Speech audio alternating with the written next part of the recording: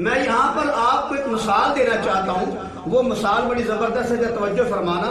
وہ مثال یہ ہے کہ ایک آدمی اپنے بیٹے کو پیسے دے کر کاروبار کے لیے یا کسی اور کام کے لیے کراچی بھیجتا ہے کہ جاؤ بیٹا اتنے لاکھ روپیہ لے جاؤ اور کاروبار جا کر کرو، یہ معاملہ کرو. کسی خاص مقصد کے لیے، کسی خاص کام کے لیے وہ آدمی اپنے بیٹے کو کراچی بھیجتا ہے.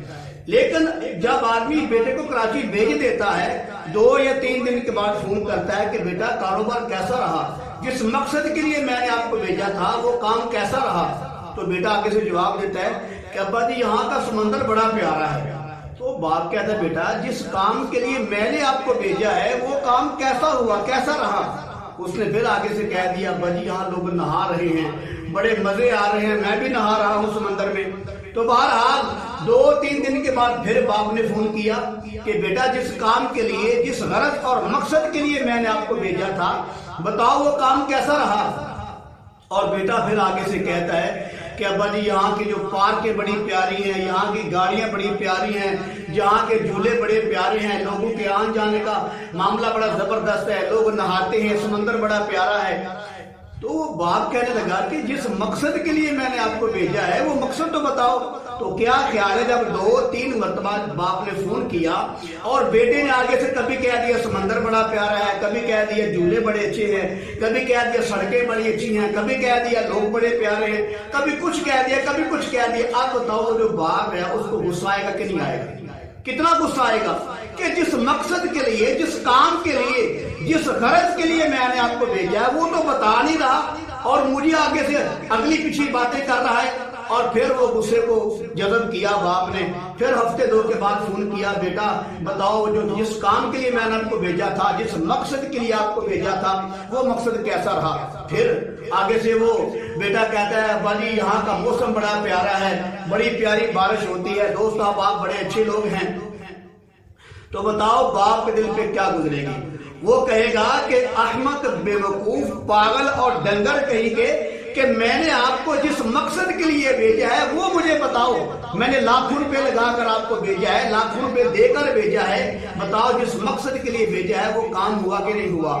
تو بتاؤ جب باپ یہ پوچھے اور بیٹا آگے سے دوسرا جواب دے، بتاؤ باپ کو کتنا غصہ آئے گا، کتنا غضبناک باپ ہوگا.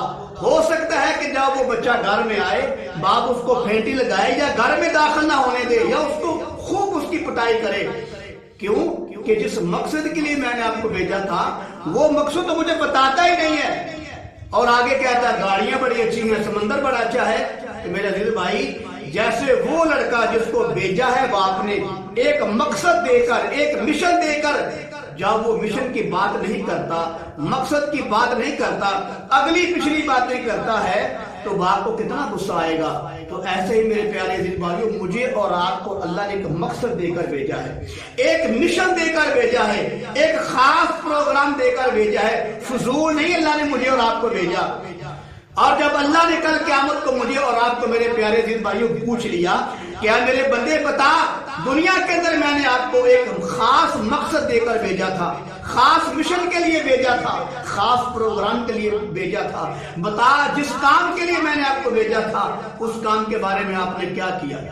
پکی بات ہے وہ کام توحید کا ہے، وہ رسالت کا پیغام دینا لوگوں تک، یہ اللہ کا خاص پیغام ہے.